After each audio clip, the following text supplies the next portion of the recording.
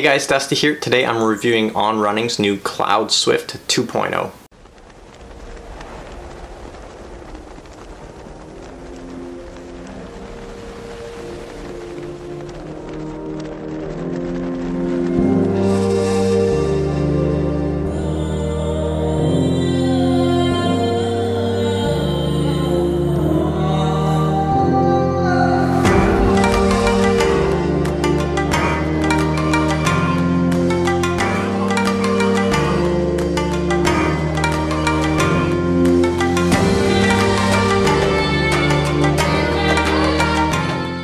Okay, so the Cloudswift 2.0. If you've ran in the original version, I'll go over what the difference is, what the updates are with the new one. But let's get started with some of the basic stats on the Cloudswift. The Cloudswift is a neutral road running shoe. It has a heel to toe drop of 7 millimeters. My men's size 8.5 weighs in at 9.7 ounces or 275 grams. Now we'll go over the upper on the Cloudswift. Pretty basic, nice mesh, breathes just fine. If we move along to the middle of the shoe, there is a midfoot cage. And the midfoot cage on the version 2.0 is has quite a bit more rigidity than the first version.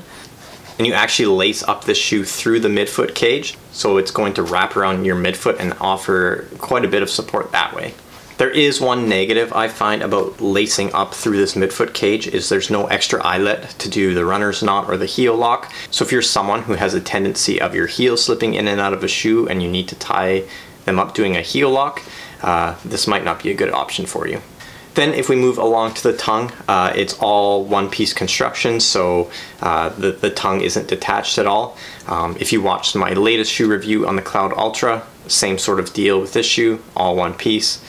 Then if we move along to the heel, heel has quite a bit of support to it. There is this piece at the bottom that adds a bit of stability, as well as this band about halfway up. And then another update from the first version to the 2.0 is they've raised up the heel collar quite a bit in the shoe. And I find it's more cushioned and it holds the heel in a lot better. And that's going to be a really good thing, especially since you can't do a heel lock in the shoe. Inside the shoe, if you've ever put on an On Running shoe or watched any of my reviews, On Running makes some of the best on-foot feeling shoes. So they all have built-in sock liners. They're really comfy, really smooth. Most of them you can wear without socks. And the Cloudswift is no exception. For those of you that are wondering, the insoles do come out in the Cloudswift as well.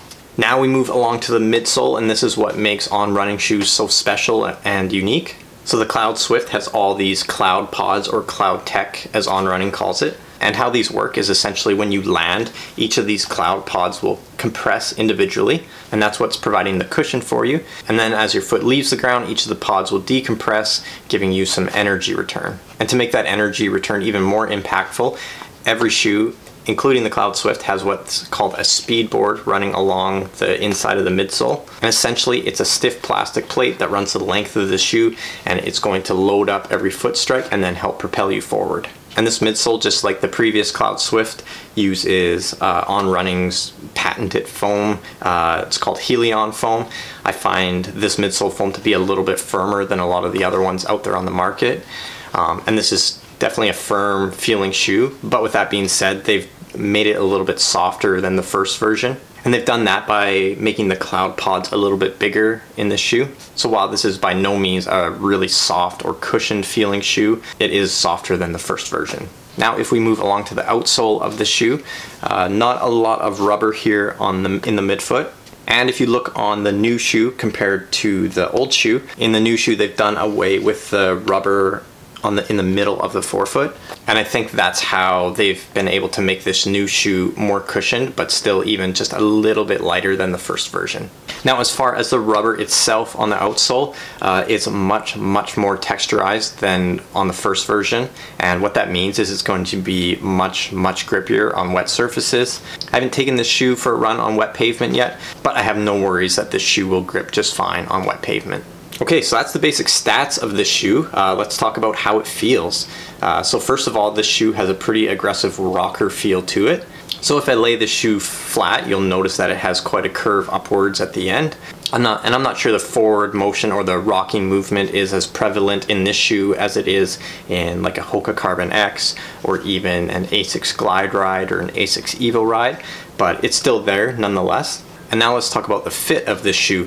This shoe, for myself, does fit true to size. However, they've changed up how this shoe fits, in my opinion, quite a bit compared to the first version. So the first Cloudswift, if you were someone who had a wide foot and you wanted to try an on running shoe, I would recommend that you try this first version of the Cloudswift. And I don't recommend that anymore with the new version. So I find the width is still just fine in the toe box. They haven't really changed that too much, but it fits much narrower in the midfoot. And I'm not sure if that's from On Running narrowing up the shoe or if it's because of this new midfoot cage adding a lot more support and hugging the foot tighter.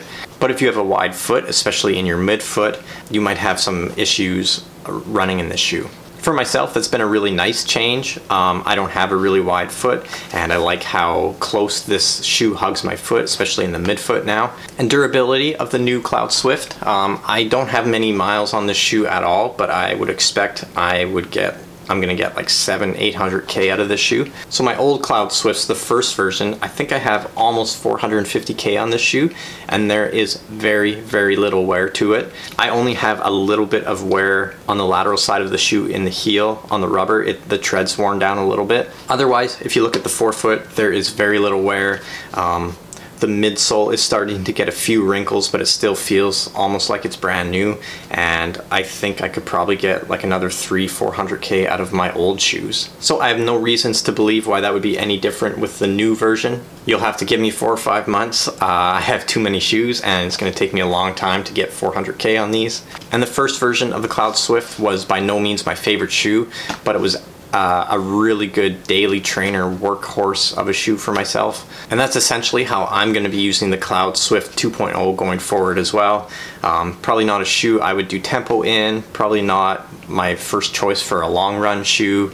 It's probably going to be kind of like those easy to medium efforts, anywhere between like a really short 5K all the way up to about 20K.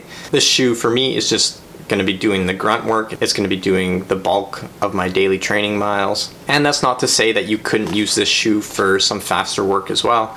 I just think that there's some better shoes out there that are better at going fast. As far as foot strike type goes, I think this shoe is probably going to work best with people who have a heel strike. And if you're familiar with On Running's other models, I'd recommend using something like the Cloud Flow for a race day shoe or a tempo day shoe. It's a little bit better at going fast than the Cloudswift.